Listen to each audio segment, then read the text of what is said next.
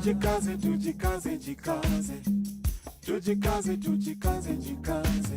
Africa, tujikaze, tujikaze, jikaze. America, tujikaze, tujikaze, jikaze. You are listening to African Father in America podcast by Simon Javanokelo, live from Seattle, Washington, USA. Thank you so much for joining us for another amazing session of the Daily African Proverbs. We are live and direct on YouTube and also on Clubhouse. It's a beautiful Monday and it's Black History Month. We are in February and we have an amazing African proverb that says, without fools, there would be no wisdom. And today I am truly privileged to bring to you my brother Stefan Youngblood, who is a father, a believer, and also the founder and CEO of Black Metaverse and hireblack.com. He's our special guest today, and he's going to be sharing with us a bit of his wisdom. He's going to be sharing with us a story from his childhood that inspires who he is today as a leader, and also he's going to share with us, just some of the accomplishment he has had, as a father, but also as the founder of Black Metaverse. You all know that Facebook recently changed its name to Meta. We want to learn a little bit about where the world is going through today's conversation. And then you're going to learn how you can stay connected with Stefan and how you can also support his amazing work. So stay tuned. And if you're on Clubhouse, please remember to ping in 1 to 5 people into the room to join us for today's conversation. Stefan, how are you doing today? And what are your thoughts on today's proverb? Without fools, there would be no wisdom. Yeah. So thanks for having me. I appreciate this. But you know what? Number one, I appreciate you doing this. And to start off a talking about wisdom as a dad, as a son and stuff, that's the real deal, because I actually think it's the real things of life, more than your accomplishments or what's on your blah, blah, blah resume.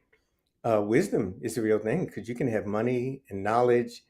So I'm glad that you asked that question. I would say, so my wisdom, when I saw that question, the first thing I did was I went to Google and looked it up. That's where, I was curious where it came from. And I would say that there's a correlation between the two, obviously. And I think about, there's a proverb in the Bible that it says that to fear the Lord, that's the beginning, that's the starting place of wisdom. And when I think of there are foolish. Wait a minute, how do you say that again? Without fools, there would be no wisdom. I actually think there's something in everyone. So there's foolish people, but I don't know about calling people fools. I would rather think that there are people who at times have foolishness and walk with foolishness, and there are people at times that have glimpses of wisdom. And I think we all have a little bit at all times, but I think they're positioned together as sort of this part of everybody. So our foolishness sometimes brings about a need for wisdom, and our wisdom, when we get too wise, we sometimes see how foolish we are. Whenever it feels like someone thinks they know too much, I ask questions, man. I'm like, if I hear somebody explaining everything about God and, well, the 3 things about God are this and that, I just start to think, well, wait, it's a whole lot more than 3 things about God, and I don't want to see massive truths that this little 6-pound brain can figure out of everything, because that doesn't sound like wisdom. So I think there's a correlation, and I've traveled a lot from one side of the world to the other, and I keep asking that question about wisdom and trying to, along with knowledge, try to find some wisdom along the way. So appreciate that question. That I don't even know if that was an answer. That was like I was just saying there's a correlation between the two. Sometimes we act foolishly and sometimes we act wise. And I hope as we grow, the wisdom grows more. I agree. I agree. I think we are all foolish and we are all wise. It just depends with when life allows us to act foolish or act wise. But all of us at a certain point, even the Dalai Lama, sometime in his heart, he tells himself, "Oh, this is such a foolish thing that I'm doing." Okay. Yeah. Right. Yeah, that's right. That's right. Yeah. Anyway, we are being joined here by amazing friends on Clubhouse and also here on YouTube. Thank you so much for joining us and for being here with us. If you're watching on YouTube, please remember to subscribe to the channel and also, push the thumbs up button because that's how YouTube will notify you if we are live tomorrow. And then, if you are on Clubhouse, please join us on stage so that we can also hear your perspectives. I'm here with my special guest, Stefan Youngblood, who is the founder and CEO at Black Metaverse and hireblack.com.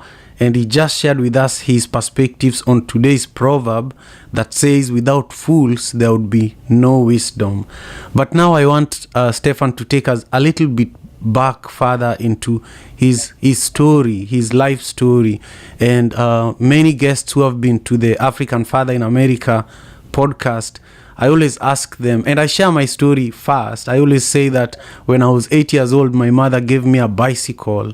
This was a bicycle with a carrier at the back and the front, and I was distributing milk and bread in our neighborhood.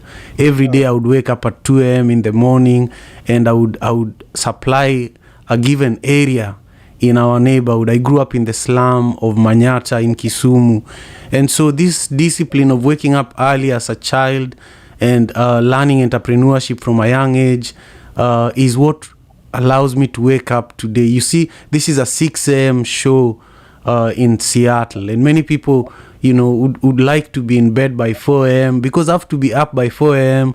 to prepare for this show every single day, Monday to Friday. And I always feel that it's not only my discipline with this show, but in life in general, the discipline came from that moment when my mom said, look, this is now your bike, you have to contribute to to our lives. And I always ask my guests to share with us a story similar to the one I shared that that keeps you going as a leader, that encourages you even when you feel like today I don't want to wake up. Mm-hmm, mm-hmm. Yeah.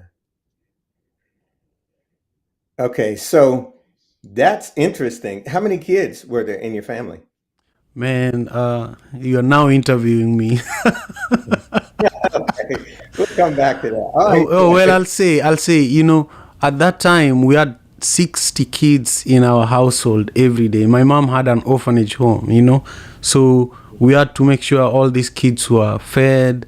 And so, my contribution and every person who was able to, who was, old enough had to do some work to contribute to our lives at that time. Amazing. Well, I can't beat that. I had 8 kids in the family. So it was 10 of us all together, 4 boys, 4 girls, my mom and dad. And ever since I was young enough to carry a newspaper, my family did something different in that my father woke up early in the morning and woke the kids up to go deliver the newspaper. So we were in Maryland and we delivered the Washington Post. Sometimes there were 4 boys and 4 girls. Sometimes there'd be 3 or 4 of us out there delivering papers. It's still dark. Other kids were like in bed and, they don't have to get up so early. They can just, get out of bed and go to school. We had to do a job first. My dad would take us around in a station wagon, and we'd have all these papers. We had a massive neighborhood, and people that would hear this from Prince George's County, a little town called Glenarden, they would know that, oh, the Youngbloods delivered this entire area in wagons. Sometimes we'd have a dog pulling a red wagon with newspapers year after year. My brother would be old enough.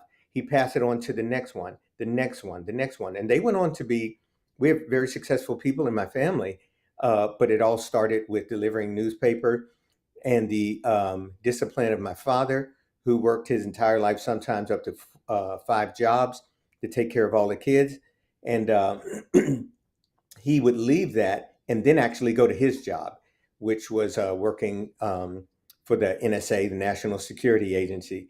The second discipline and really cool thing that inspired me was my mom.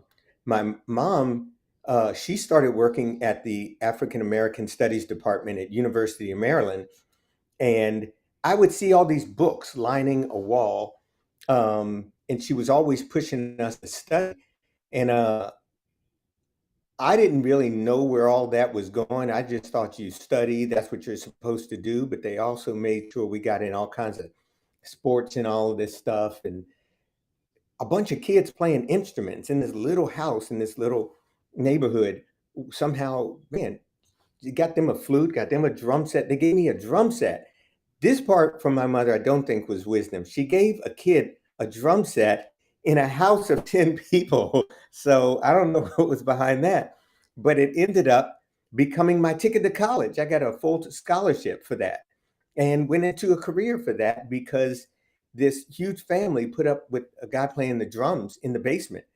But my mother was taking classes when I thought she was just studying all the time, these psychology. I remember my mom taking a course in Swahili, and I don't know why it stuck out to me. I just thought, why is she trying to learn Swahili? And the next thing, psychology, and another psychology one, and always studying and reading. My oldest brother graduated college, the next sister, the next one, then me, the next one, just kept on going down all the way to my younger sister. And I had moved all the way off to Hong Kong. I was doing missions work and stuff there. And I get a phone call and it said, hey, are you coming back for mom's graduation? And literally I thought she had graduated high school already, but I didn't know, I don't think I knew for sure. I don't know. Maybe I don't know. But actually, she was graduating from college. So that entire time, she had been studying for a college degree and had finally earned it. And University of Maryland actually let her graduate when she got her bachelor's the same time as my youngest sister, Lisa. And she went on to work in a diversity agency for school system in Seattle. And she was a associate producer for Oprah Winfrey. And my mom went on to a career in teaching. But I want to say this, that I didn't know where all of her studies were going and where all that was going, but she had a goal the whole time. So that inspires me that her goal was to teach.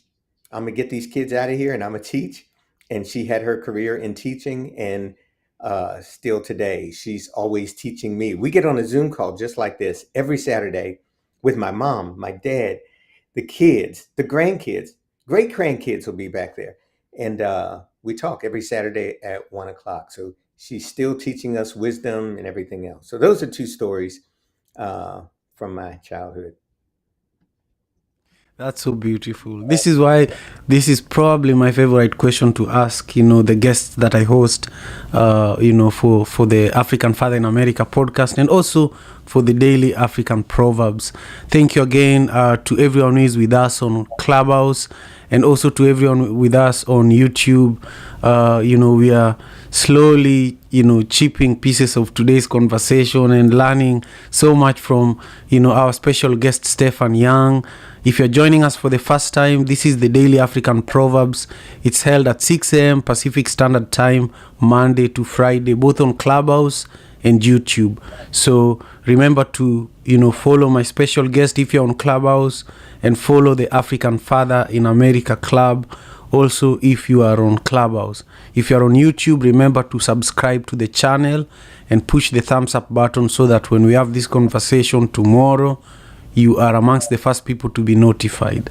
Now, Stefan, you're one of the people that inspire me the most. Your humility is not comparable to the work that you do. For example, with being the CEO and the founder of Black Metaverse, the work that you're doing with, hireblack.com. And also you're a father, you're a believer. I want you to share with us, some of the accomplishments that you've had in all of these areas, just briefly. Well, regarding number one, a father and a believer. That's it. And with that becomes is a son. And to be honest, I'm just saying rewards or accolades, what I would call your resumes of what you've done, all of that stuff really pales regarding, outside of your character and your kids. So you try to be the best dad. And in my case, I'm a grandfather too. I have 5 grandkids. And I think just knowing my kids are right here, they love their dad. I talk to them all the time. We'll meet for meals and stuff. I see the way that they're growing up, and it's beyond words. I got something really cool right here. This is Mike. It says, I don't know if you can see that. Can you read that? Yes. Letters to my dad. Right now, read later. Yeah, I love that. Oh, I can't. I'll break down if I start reading this stuff. So I was going on a trip, and they all wrote these letters. You open these things up, and it's filled with letters from each of the kids. That's gold right there. If my house were to burn down, we have to save that somehow. It's gold. It means so much. Well, my granddaughter decided to do the same thing for Christmas. She made this book right here, and this is what she made me for my present. Yeah, that's beautiful. Yeah, I can see it. Yeah. I didn't get it right, but it's called Pop Pop in London Picture Book. And she took a bunch of pictures, and let's see if I can get it in front of that's us. Yes. Mm-hmm. We went on a vacation last year, and this one says, sitting at top of gondola eating a giant cookie. So she compiled a bunch of pictures of her and I together and wrote captions to it. So that stuff is gold, that it means enough to my kids to, I don't know, to keep listening. They've seen my foolishness we talked about at the beginning. So it's everything. And I just say when I fail, I try to fall forward. Maybe I don't even try all the time. I hope that after failing, you fall forward and you get back up. You find forgiveness. You find mercy like God gives to us. When I think of accomplishments, I have to think of failures too, because it's all part of it. It's like saying, tell me all your wins. So my losses are inside those wins. But I thank God for the wins and the losses. I think one of the big things that I'm proud of with the kids is their ability to think resourcefully. And I think I've handed down some of that from them. I probably got it from my grandfather. One of my grandfathers taught me how to fix everything. He was very resourceful. And I just learned how to fix stuff and try to make things last longer. So you didn't have to spend something else. I think he handed it down to my mother. My dad had it too. So I see that handed down to my kids, their ability to think intuitively and to be good people. My faith, I've tried to pass down to my kids, and I'm blessed to see that. I think maybe if I had to say I'm happy about one thing regarding my faith and as a believer, I really try to live my life as a giver and as more of a conduit than a reservoir. And by that, I mean, I've done a whole lot and been to a whole lot of places and have been blessed by God. But a reservoir just takes all this stuff in, and it's, look, this and this and this, and maybe write a book or whatever. But as a conduit, it's very difficult for me to take anything in without giving it back out. So um, that is where I'm in that spot right now. You know, I deal with large companies some days with CEOs and teams of things that are people that are doing very big things in the world and beyond this world. Um, but in the same day, I'll be with my friends that live in a tent camp not far from my house. They live under a bridge 5 miles from my house. They live, they're on street corners. Right now it's raining outside and they're out there under blankets. And I work very closely with folks that are in shelters and on the streets and have for a lot of years now. Um, and I think just trying to be a conduit, it actually connects my world. I have a very strange world at times that it does deal with people and companies and organizations on a high level. But the same day, I'm back in my car delivering laundry cards to get your laundry cleaned. Or the other day, we gave a solar panel to some homeless people who had built a small cabin in the woods and they needed electricity. This is in like I'm in a real neighborhood and you people would never no one knows this log cabin is back there. But I've gotten to be friends with some of these folks and we were able to help them and I think my world stays connected. So as far as successes, you know, accomplishments with Higher Black, I'm very excited about the connections that it was able to bring about. You know, one of our main connections is with Career Builder, a very, very large hiring agency, and companies come to them looking to diversify. A lot of them, you know, even before George Floyd, but even more so afterwards, trying to do something about the lack of diversity. It's a massive issue, and not just in tech, not just in Silicon Valley, but I can go to companies here in Raleigh that uh, I don't know how you got to look like that in this society. It's just, it's not right. You can walk in there and think, how come there's nobody who looks like me? And then you walk to management areas and you think, how did this happen? You know, that there's not people who look like us. So I get to be in that place to help influence, and Higher Black has done that. Um, Career Builder has jobs that are curated. They come through Broadbean and into us, and we're able to my emails stay filled with people that are looking for positions. And then I see positions come in all the time, and I'm able to help make these introductions. And some of the success of that has been in 9 letters: HIREBLACK. I've been in the world of helping people to brand and to try to bring awareness using words. Well, those two words combined, they're very valuable. And I do a bit of teaching people why words, when they're put into domains, are valuable. And that work in domains and with Higher Black and with similar domains like that led me into the place of blockchain, a new technology, non-fungible tokens, and NFTs, as well as the metaverse. And we've seen that there's a new iteration of the internet that's happening called Web3. I won't go into it a lot, but just let's just say it's here, and the forefront of it is happening right now. And I saw that we would need um, a connection point as Black people into this, because there have been times where we've been left out of, because of education, of just not knowing, of entire spaces that we could have had jobs and a type of wealth building that has really built our community. But just because of not knowing, we've been left in the dark. And I want to tell you this: when comes to .com, .org, .net, all of that stuff, it's an extension, and it's also a domain. It's the house of where every website is built. Well, there's not anything that's Black owned to the right side of that dot that's up there. So all your .coms, .orgs, and all of that, we want to see that changed.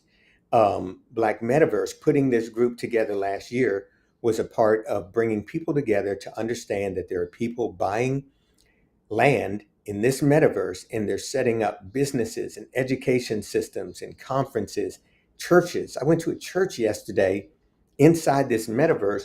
My Oculus is in the other room in virtual reality. I went to my church first in IRL, in real life, and then I put on this virtual reality, and I connected with somebody that's in Singapore, China, 3 people in Indonesia, and people I knew there at a church that's on the other side of the United States. And I'm talking just like you're talking to me using virtual reality. So to watch, almost 4,000 people now jump into this massive group called Black Metaverse has been huge. And this month we're sponsoring some things for Black History Month, but we do, this is year round now that we do this, and we're actually able to bring a lot of people together. We were excited to have Russell Simmons, a great Russell Simmons, come in for a 3.5-hour interview and just talk to him about a project that he's doing and how people are using NFTs and now starting to use NFTs. Think of it as a sort of digital art in this place called the Metaverse. So again, again, you hear my world swings from one area of working with the poor to working in this high level area regularly. One thing I want to tell you real quick that's I'm excited about is I also teach a class with a professor at William Peace University. It's not far from my house. And in this class, it's under their immersive learning department. And in it, I bring homeless men and women who are friends to come and teach. They become a college professor each Wednesday night in this class. It's a seniors honors class. And when you watch these people, I go get them. They, Rob lived up under a bridge, and I pick him up and take him there. And he's with all his bags and stuff. And, Joe comes from this place back in the woods, and this person comes from a shelter. But people have a lot in the inside, and they want to feel a sense of value. And there's things that you can get from people that live in means that are different than yours that you can't get from anywhere else. So if you only see people that are here, you think, and above you, you're missing a lot of people. So the insight that happens in that class is extraordinary. And I'm watching this dynamic happen. I'm watching these honors level seniors that are in this university learn from these homeless men and women. And we're actually able to watch their lives change a lot of times. And I just got a letter 2 weeks ago that class was accepted at the Association for American College and Universities to present at their conference down in New Orleans next month. And this is like a who's who of colleges and universities that come and learn. And the reason we were selected is because of this interesting type of education that happens of bringing homeless men and women in. And really, you use the word humble, humility. Somebody said humility is realizing you can learn something from anybody. So it's a type of humility for a university to understand just how strong the impact is that we can learn from these men and women. So anyway, that class has had massive impact, and now, a national impact. And this is our second conference going to speak in. The other one was in Albuquerque, New Mexico a few years ago. So it's the combustion and yet at the same time the synergy of people of all types coming in and valuing people. Wow. I just appreciate you sharing this with us, and I just also I'm proud of myself for taking the courage and sending you the message that I want to interview you for this podcast. I want you to know something. I said yes before I knew you enough and read enough about you to just say yes. I don't think I knew a lot. Something just told me to say yes to this. So I'm glad I did. So you have a good spirit. You got a good vibe about it. Me too. I honestly also don't know you enough, But hearing you speak a few times and then seeing what you do and what you stand for, I was like, I need to talk to him just a little more, you know. And this is just so amazing. I just appreciate you so much. Normally with the Daily African Proverbs at exactly 6:30 a.m., we turn off hand raising. So if you're in the audience, I would love for you to know that there's just 2 more minutes. Then I'm going to turn off hand raising. But I want to ask you, Stefan, to just stay here with us for the next 15 minutes. We are going to hear from our audience members who have been carefully listening to you, but also thinking about their interpretation of this proverb.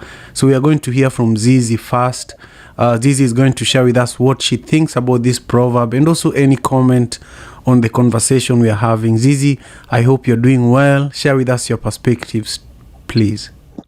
Thank you very much, Simon. It's wonderful to be here and meet Stefan and Eddie and Tutarlini and Andrew, Don, Tracy, Kay, Ron, Devon, Roger, AC, Eric, Maria, Natasha, Anfak, Tim, Christine, then Dizzy, Pronoun, and Tamami. It's really wonderful to hear Stefan with his ideas. They're just beautiful. And if we all, would apply them, I think would be a better world. As far as this fools thing, I went through this experience yesterday. When I woke up in the morning, my eyes were so, blurry. I couldn't see anything. I couldn't read. I couldn't do anything. And I just got this sudden feeling of like being really silly and like a fool, wanting my mother's love, which was, saying at my age, and I'm looking for my mother's love, actual physical, to hug me and tell me you're okay and everything is fine.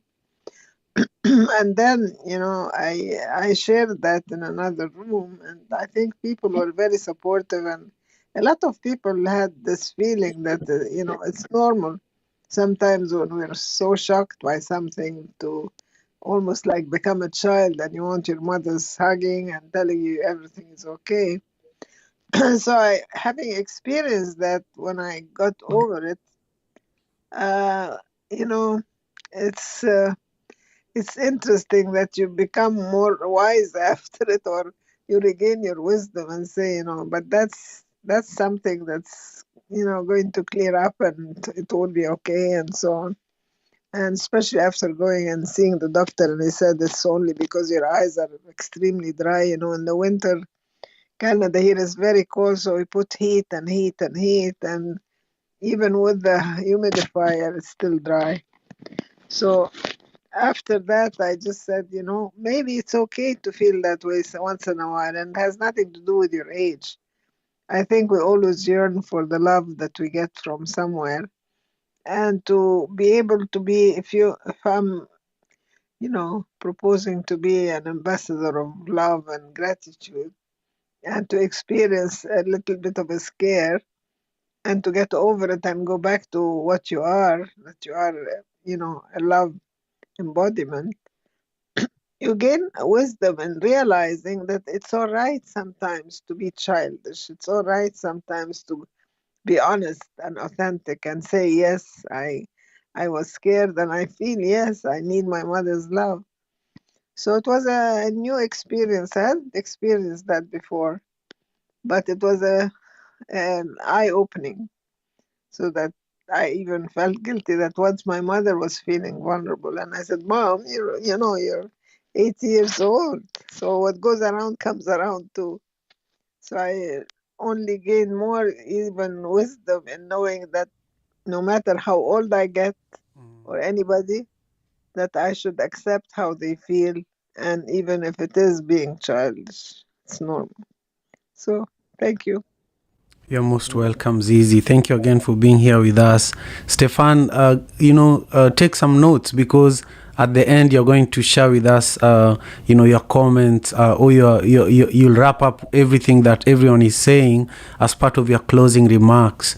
And also at the end, you're going to share with us how everyone who is here can support your work and can also stay connected with you.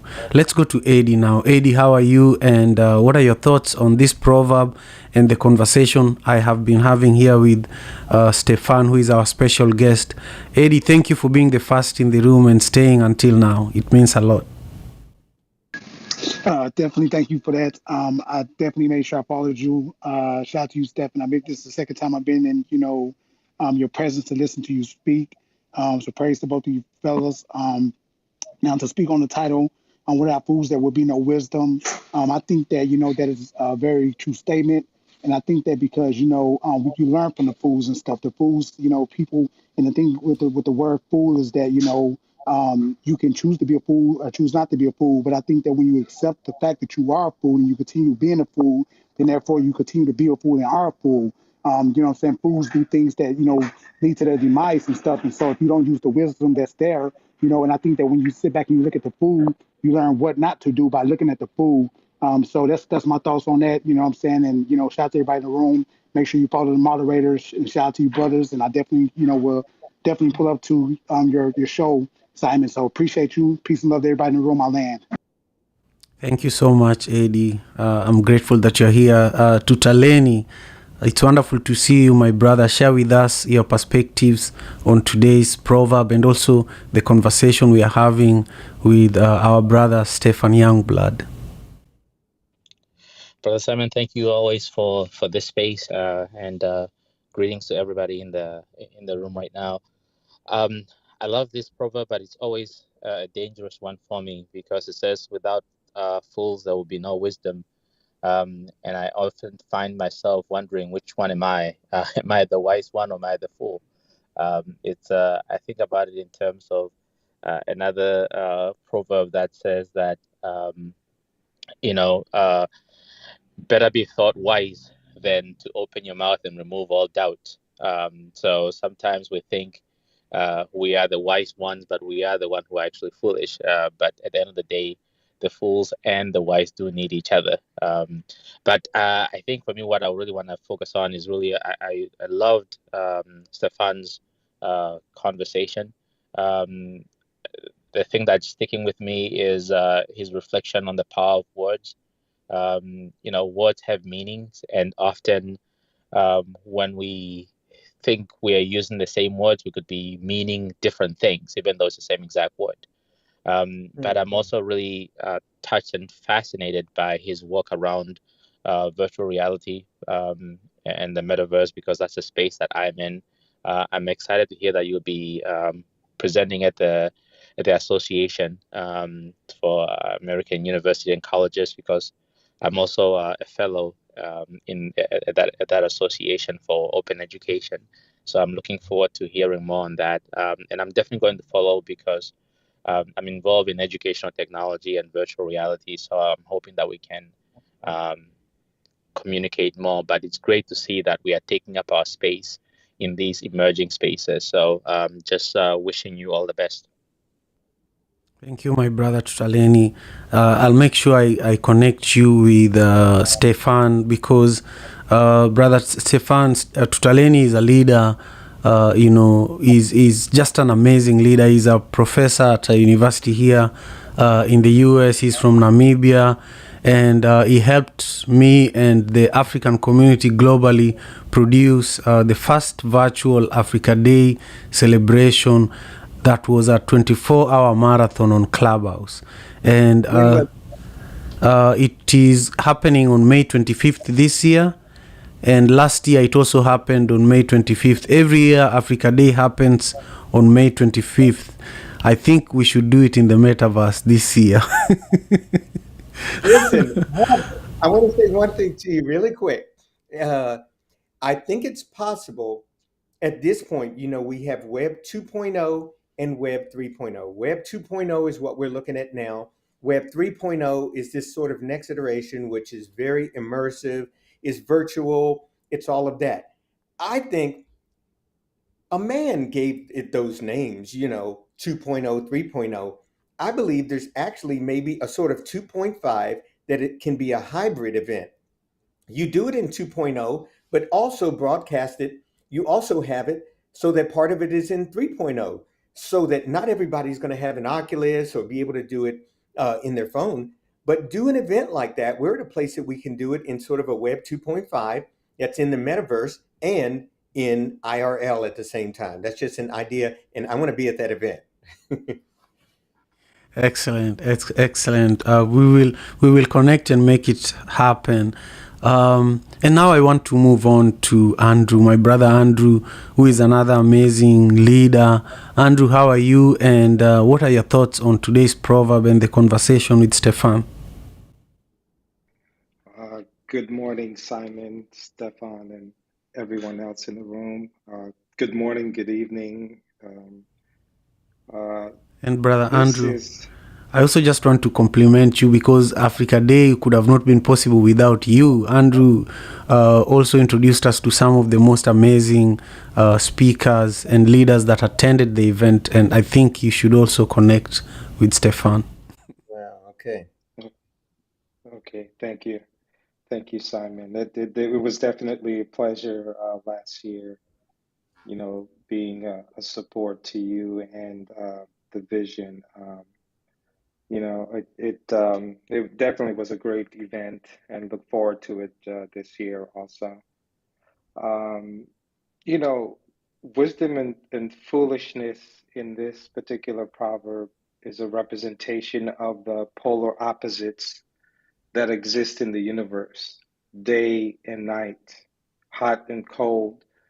And it exists to show contrast, and it also exists, I think, to have us appreciate where we are at a given point in time.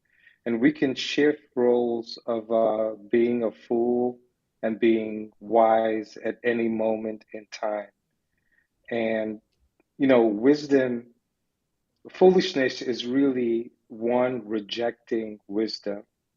The thing about being a fool is that you know what's right and you're still rejecting it, and it's sort of like going against um, what is in your best interest. And I think we have in our ability the choice, as was mentioned earlier, and it's a powerful choice that we can make to either be wise or foolish. And so being a fool and being wise is a deliberate act. Um, and definitely with the conversation of metaverse and what's going on um, in the new wave of technology is definitely something that I have not been involved in. But definitely look forward to reaching out to people like Stefan and Tudolini to really find out how we can utilize that. And with that, I'm complete for now.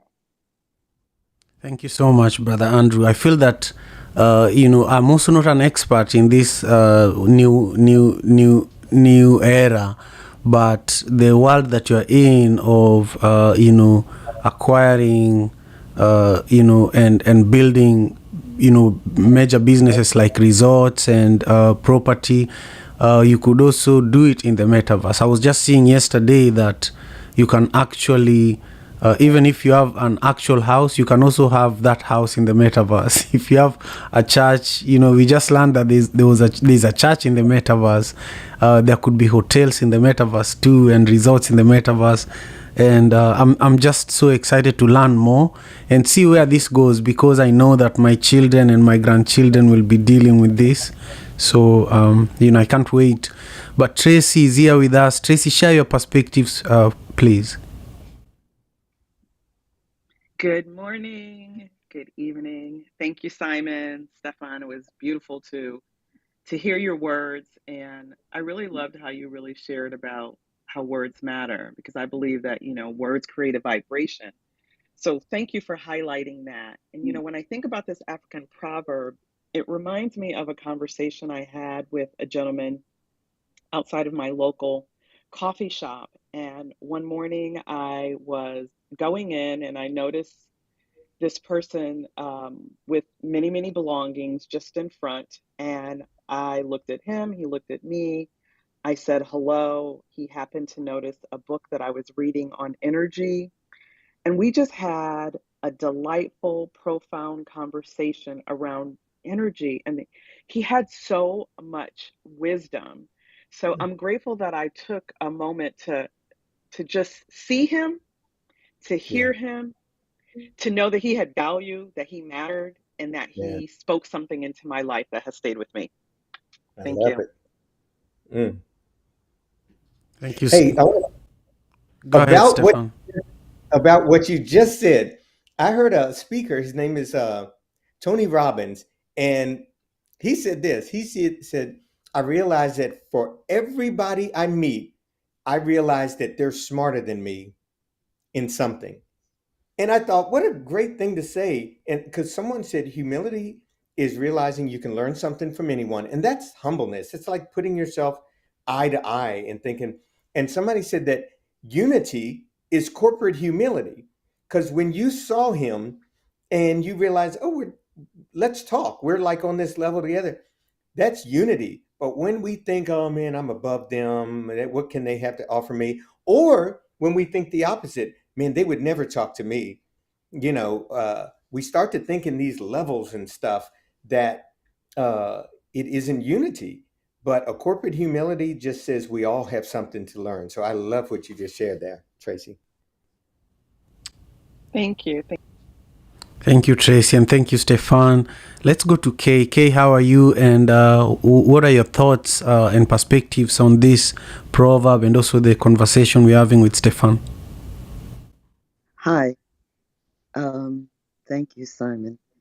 Well, I looked at it, and without fools, there would be no wisdom. And I thought, well, I've never met a fool. Um, I know I've seen people do foolish things, and it's possible that I might be the fool. Because I notice sometimes when I say things, people get real quiet. and and then I do something like one time I was riding my bike and I fell off, and this homeless man ran over and helped me. I mean, he was so concerned, and I said, "Oh, I'm just learning." He said, "You're just now learning. You're just now learning." Well, amen, hallelujah. And then I said, "Well, I said, well, I'm going to go. I'm going to get a coach." He says, "Well, good, because I don't think I could take it anymore." And I thought, oh my gosh, all the problems he has, and he's being so compassionate.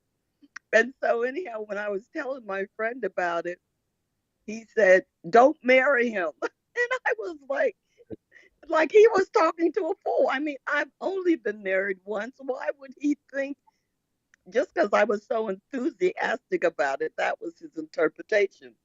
So I love what Stefan said about you can learn from everybody. I agree with that. I really feel like, and I like his perspective on bringing the homeless people that with educated people, because they can learn from them.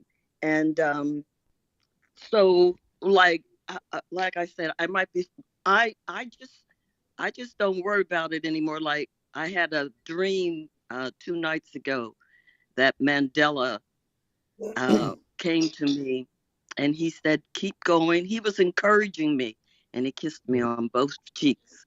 And uh, and then I was telling my friends about it. I tweeted it. I was excited, and I was like, Winnie was there too. And so I know my friends were like, "She's a fool," but I don't care. It did happen.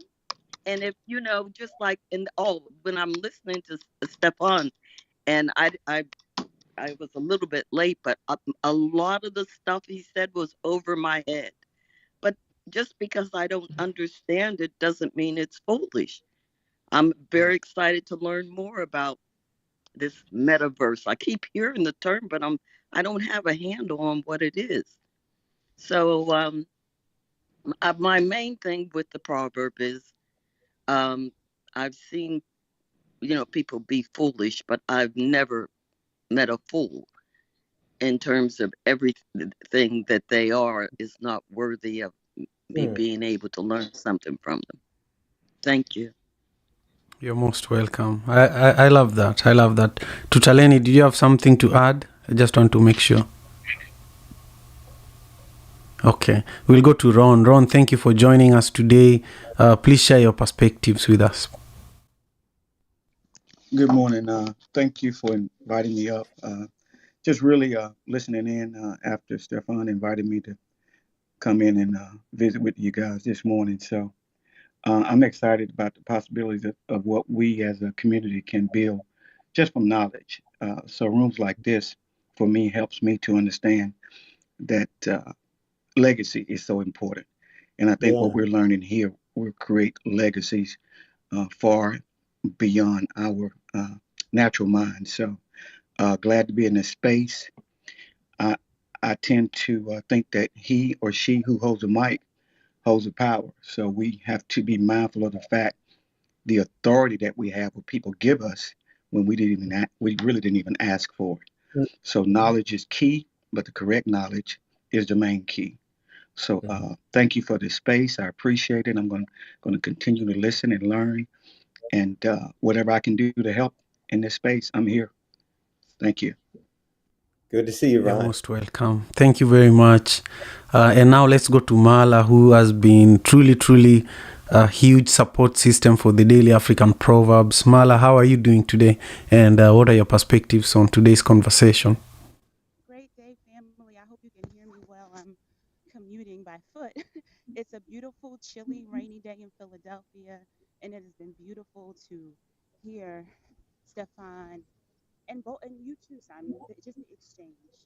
And coming from Philadelphia, the effects of an industrial city with no industry. Hey, Mala, can you get Yes. closer to your mic just a little? 1 second. That's it. You got Better? it. Yes. Okay, so everybody just will have to hear. But coming from Philadelphia, an industrial city with no industry, the effects of poverty and the ways in which it displaced families, and understanding that being housing insecure doesn't take away your humanity.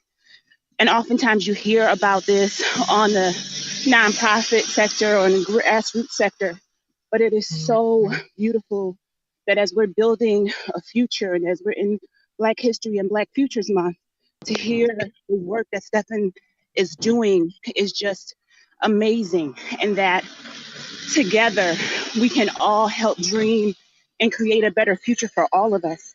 And so for me, the proverb really deals with relationality, right? So like knowledge and its separation perhaps from wisdom, because what it's making me think is that knowledge is there, but to have wisdom, if it was a coin, you would have to have its inverse. So it's not so much naming someone a fool, it's just lacking wisdom. And so this idea that we can always flip the coin and that we shouldn't be in judgment when we're on the apparent upside of the coin, because everything is always subject to change. So thank you so much. Great day, everyone. Thank you so much, Mala. I'm just so grateful that you're here, and I'm grateful for all the support that you continue giving me with the Daily African Proverbs. And now I just invited my brother Johnny Nogood, who is going through a challenging time with his family. He lost a cousin recently because of police brutality, and I just wanted to give him space to share what's going on and how everyone here can support. And then we'll come back to my special guest, Stefan. Thank you, Brother Simon. I appreciate you for always creating space on your platform, to elevate the voices that need to be heard. And just thank you to everybody in this space, in particular to Sister Marla. She was the first person that sent the donation that helped get me out to Minnesota to go see what was going on with my family. So I truly, truly, truly appreciate you, Queen, and everybody in this space. Yeah, I had a cousin that was murdered and executed by the Minneapolis Police Department last Wednesday on a no-knock warrant. And the no-knock warrants is a situation in which, after the tragic murder of Breonna Taylor, that the Minneapolis Police Department said that they wouldn't be utilizing those no more. And when the story first broke and I first heard about my cousin getting murdered, and to start seeing the narratives of what was being pushed in the media, knowing that my cousin was a lawfully abiding citizen, that portion of my family come from people who have members in law enforcement. Um, my cousin was a very brilliant young man, a business owner, and everything that my cousin had going on, that he had with his programs he was working on, his music, to see them try to slaughter his character and assassinate his character after they assassinated him, it had me incensed. And so for anybody that's wanting to know how they can help support, if you're looking to directly support my cousin Amir Lot's mother, you can go and visit my Instagram page and look on my bio. The official GoFundMe link is created on there. If you want to send a Cash App directly to my cousin, her Cash App is on the second post that's on my page. It's a picture of me and my cousin Karen, which is Amir's mother. You can click on that picture. You can see the different avenues in which you can donate. You can send something to Cash App, directly to her. If you send something to Venmo, please send something like for Amir's mother, so that way I can get that directed and sent over to her. We just appreciate the support so far, the community. We appreciate the support of everybody who's been fighting and rallying. I mean, I can't even express what it feels like to be on this side. I have stood far back as Trayvon Martin. I mean, I came out to Minnesota for Philando Castile.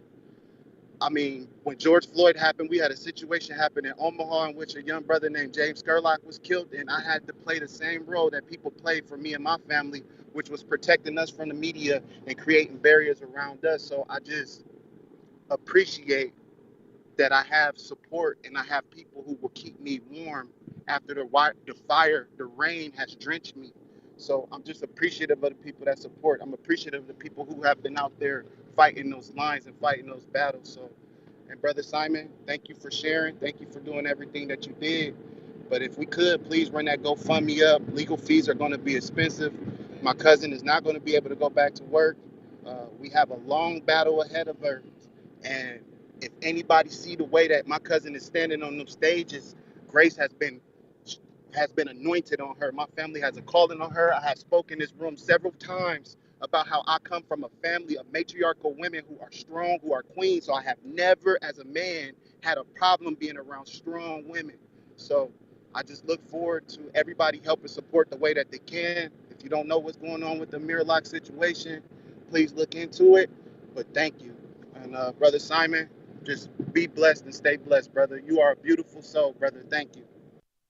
Thank you, Johnny. Thank you. I'm just sending you love, and also sending your entire family love during this time. I'm just, I'm praying for you as well. And now to everyone who is just joining us, I've been here for exactly an hour with my special guest, Stefan Youngblood, who is an amazing father, believer, the CEO and founder of, hireblack.com and also Black Metaverse. Stefan, what did you hear from our audience? And then what are your closing remarks? And how can everyone who is here stay connected with you and continue supporting your wonderful work? By the way, I really want to know the secret of how you are a grandfather of 5 children and you're so young. That's the only secret I want. Stefan, I think you must be muted. Yeah, there you go. No, not so young. I turned 60 last year. And man, my kids did something great. Way. My kids, No way. my granddaughter, they wanted to take me on the vacation of a life. And they said, Papa, where do you want to go? and they took me to the mountains in Montana, the Grand Tetons, and all this stuff, Old Faithful, and they just gave me this incredible vacation. That was, you tell me, what you've imparted to your kids, whatever it is that makes them do something like that for their dad and their pop, is everything. Um, so what I heard that people said that's really interesting is that I think there is an exchange between the part of wisdom and foolishness. And I heard someone mention childishness and riding a bike and stuff like that. If you think about it, I sing for an older people's retirement home. I play piano and sing there, and it's in the Alzheimer's and memory care unit. And there are people who don't have the capacity anymore to think and express their wisdom. And some of their movements and some of their thoughts have gone back to as a child. There's actually a lady there, sweet lady, that has a doll baby. And I'll even do sometimes children's songs. He's got the whole world in his hands, and some old hymns that they start to remember. Well, they're as wise as I don't know. I mean, just unbelievably wise. But something in our age takes us back to a things that we remember at a child's time. So just in God's economy of growth, man, he takes us from child to growing up. We know everything. Wow, we don't know everything. To unbelievably wise to, wow, we kind of evolve back into sometimes a little bit of God sometimes brings back some of the childishness and the enjoyment of riding a bike. I think that's a really strong, strong thing um, right there.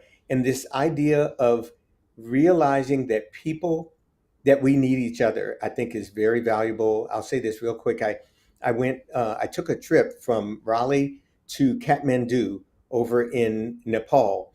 And my endeavor was to go to Mount Everest base camp, and I really couldn't find anybody to go with me. To be honest, it's not a lot of Black people that want to go up there. There's a documentary that's coming out this May, and they're going to document seven Black people who are going to the summit to Mount Everest. Very big thing for our culture. So that's happening. But when I went there, I just hired a Sherpa and a porter. So the three of us went up. And my porter couldn't speak English hardly at all, but my Sherpa could. And just the three of us, day after day, climb after climb after climb, 17,500, 18,000 feet. There was a point where I was on the edge of a cliff and it was snowing, and you didn't have much of an area to walk. And the drop off was 1,000 feet, just as far as you could see. It just dropped into a ravine. Well, you can't make mistakes on something like that, and it was already slick. And right when I was thinking, man, this is dangerous, my foot slipped.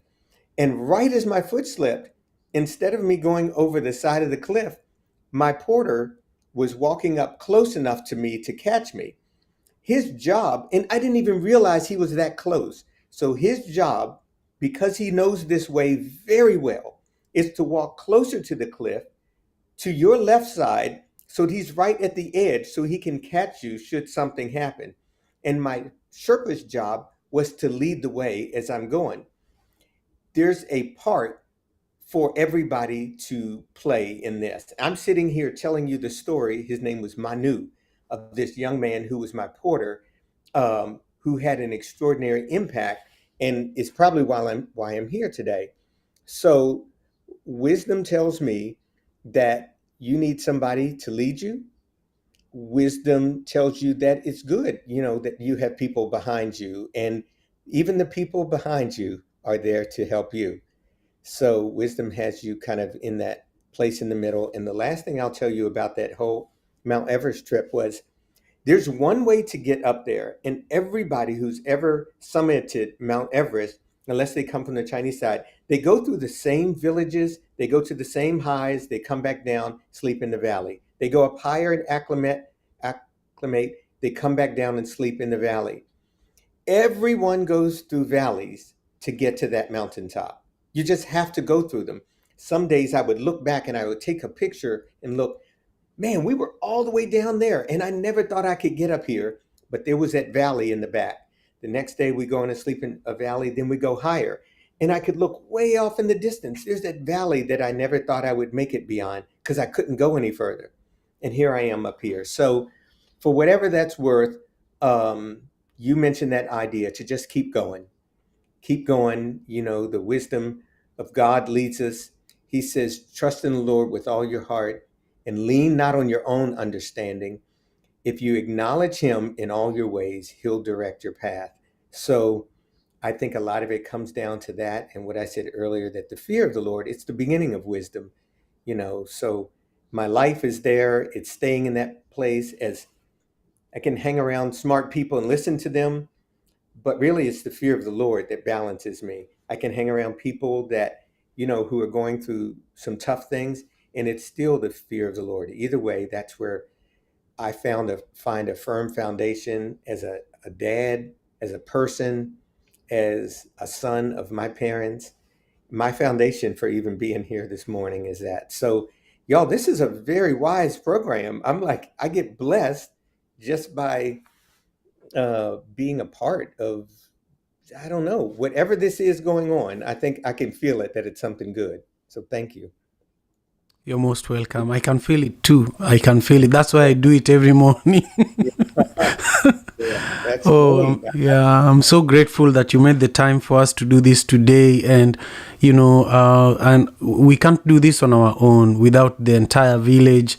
All of you who are on Clubhouse, thank you so much. It means a lot that you're here.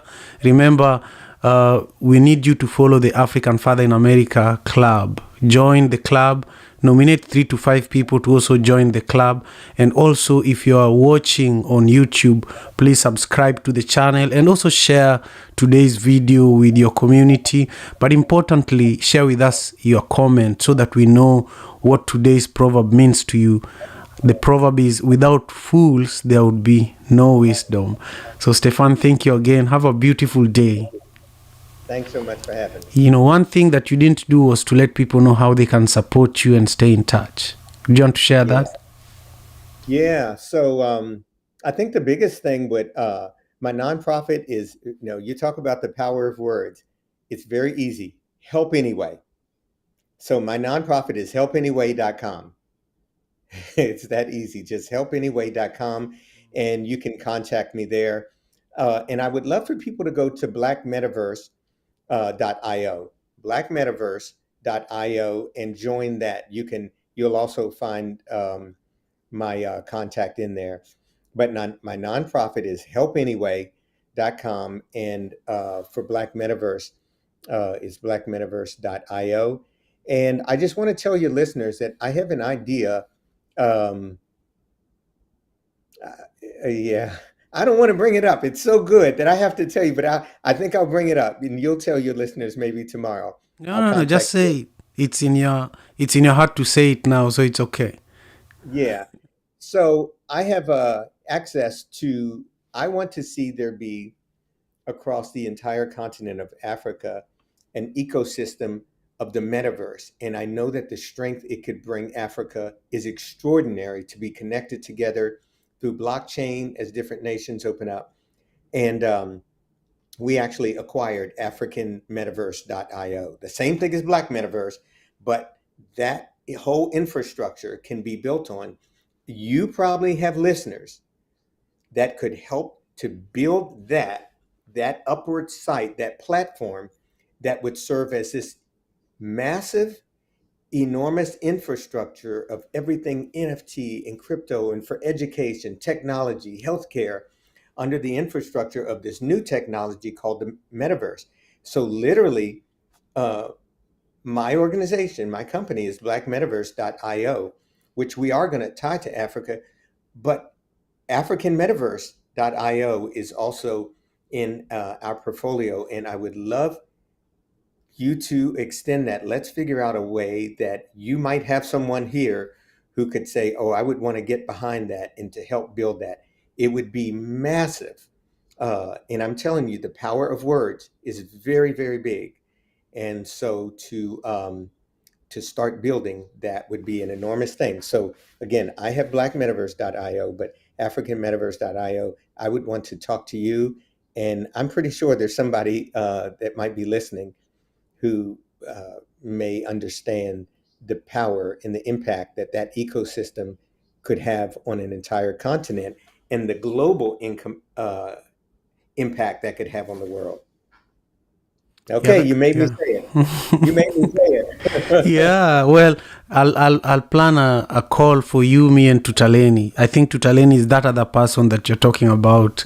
This is in alignment with the work he's doing. I have no idea how he was in this room this morning, but everything is for a reason. So I'll arrange for all of us to get together. And I just thank you so much for, opening your heart and sharing your story and your wisdom with us today. I am so grateful. Thanks for having me. I appreciate it. Okay, take care. And take care, everyone. African father in America. Tujikaze, tujikaze, jikaze. Tujikaze, tujikaze, jikaze. Africa, tujikaze, tujikaze, jikaze. America. Tujikaze, tujikaze, jikaze. You are listening to African Father in America podcast by Simon Javan Okello, live from Seattle, Washington, USA.